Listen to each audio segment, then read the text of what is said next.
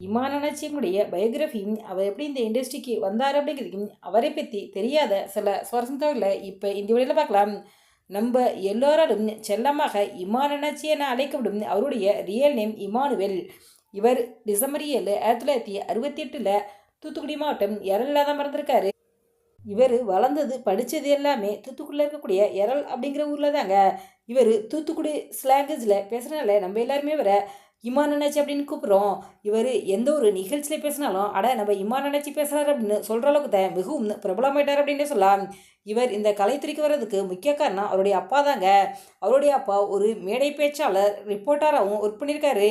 உங்கள் அப்பா மேடை நிகழ்ச்சியில் பேசுகிறத பார்த்த இமான் அண்ணாச்சி அவர்களுக்கு இவர் இது மாதிரி பேச்சாளர்கள்னு ஆசைப்பட்டு நிறைய புத்தகங்களை வாங்கி படிச்சிருக்காரு. ஸ்கூல் லைஃப்ல இவர் ஒரு புத்தகத்தையும் எழுதியிருக்காரு.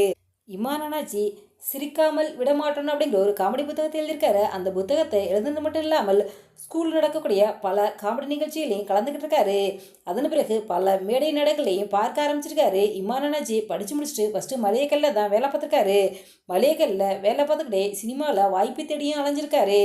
இமான் அண்ணாச்சி அவருடைய காமெடி திட்டத்தை பார்த்த ஒரு நண்பர், நீங்கள் இப்படி காமெடியாக பேசுறதுக்கு சினிமாவில் போய் நடிச்சிங்கன்னா சாதிக்கலாம் அப்படின்னு இவருடைய மனசில் ஆசையை தூவியிருக்காரு.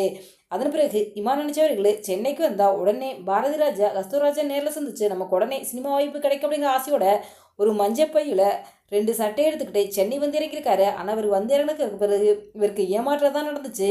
அதாவது சினிமா நடிக்க வாய்ப்பை தேடி கிட்டத்தட்ட 18 வருஷங்கள் அலைஞ்சிருக்காரு. இமான் அண்ணாச்சிக்கு சென்னையில் வந்தோடனே சினிமாவில் வாய்ப்பு கிடைக்காதனால தங்குறதுக்கு இடமும் சாப்பாடுக்கும் ரொம்பவே கஷ்டப்பட்டுருக்காரு.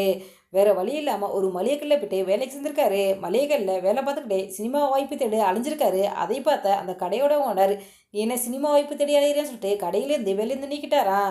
அதன் பிறகு ஒரு கேமரா கடையில் போய்ட்டு இமான் அண்ணாச்சி ஒர்க் பண்ணியிருக்காரு. அதன் பிறகு ஒயின் ஷாப்பில் வேலை பார்த்துருக்காரு. இப்படி கிட்டத்தட்ட 18 இடங்களில் இமான் அண்ணாச்சி அவர்கள் வேலை பார்த்துருக்காரு.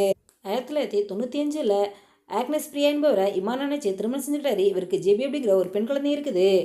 கலக்க போது யார் சீசன் 1 நிகழ்ச்சியில் தான் இவர் ஆங்கரிங் பண்ணுறதுக்கு வாய்ப்பு கிடைச்சி அந்த நிகழ்ச்சியை இமான் அண்ணாச்சி அவர் ஆங்கரிங் பண்ணார். அந்த நிகழ்ச்சியில் அடுத்த லெவலுக்கு போக முடியாதனால கொஞ்சம் மிரட்டை கொஞ்சம் சேட்டை என இந்த நிகழ்ச்சியை ஆங்கரிங் பண்ணுறதுக்கான வாய்ப்பு இமான் அண்ணாச்சி அவர்களுக்கு கிடச்சிது. இதன் பிறகு சொல்லுங்கண்ணே குட்டி சுட்டீஸ் என பல நிகழ்ச்சியை ஆங்கரிங் பண்ணியிருக்காரு. சின்ன திரையில் டெலிகாஸ்டான கோலங்கள், கஸ்தூரி என பல சீரியல்லையும் இவர் நடிச்சிருக்காரு. பிரபல தொலைக்காட்சியில் டெலிகாஸ்டான big boss season 5 one of the கண்டன்சஸ்டாக இமான் அண்ணாச்சி அவர்கள் கலந்துக்கிட்டாரு. 2006 வெளியான சென்னை காதல் என்கிற திரைப்படத்தின் மூலமாக தமிழ் சினிமாவிற்கு நடிகராக அறிமுகமானதான் இமான் அண்ணாச்சி. அதன் பிறகு தலைநகரம், அங்காடித்தரு, நீர்ப்பறவை, ஜில்லி, சோலிசோடா, நிமிர் என பல திரைப்படங்களில் காமெடி நடிகராகவும் குணச்சித்திர கதாபாத்திரத்தில் நடித்து தமிழ் ரசிகரிடையே மிகவும் பிரபலமானவர் தான் இமான் அண்ணாச்சி அவர்கள். இமான் அண்ணாச்சி அவர்களுக்கு தனிப்பட்ட ரசிகர்கள் பட்டதாக இருக்காங்க அப்படின்னே சொல்லலாம். சினிமாவில் கதாநாயகன் ஆக வேண்டும் என்ற எண்ணத்தில் சொந்த ஊரிலிருந்து சென்னைக்கு வருபவர்கள் ஏராளம்.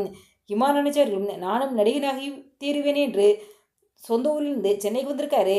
ஆனால் இவருக்கு ஹீரோ வாய்ப்பு கிடைக்கலனாலும் தமிழ் சினிமாவில் காமெடி கதாபாத்திரத்திலும் குணச்சித்திர கதாபாத்திரத்தில் நடிச்சிருந்து தமிழ் அரசியலிடையே மிகவும் பிரபலமானவர் தான். சின்ன திரையில் சொல்லுங்கண்ணே சொல்லுங்க, குட்டீஸ் சுட்டீஸ் நிகழ்ச்சியில் குழந்தைகளோடு சேர்ந்து இவர் செய்யும் அட்ராசிட்டி இவருக்கென தனிய ரசிகர் கூட்டத்தை உருவாக்கி கொடுத்துச்சு அப்படின்ட்டு சொல்லலாம். இமான் அண்ணாச்சி நடிகர், காமெடி நடிகர், தொகுப்பாளர் என பன்முகத்தன்மை கொண்டவர் தான். இந்த வீடியோ பற்றிய உடைய கருத்துக்களை எங்களுக்கு பண்ணுங்க. இது போன்ற சினிமா சீரியல் செய்திகளை உடனுக்குடன் தெரிந்து கொள்ள எங்கள் ரெட் ஆப்பிள் 2.6 சப்ஸ்கிரைப் பண்ணுங்க.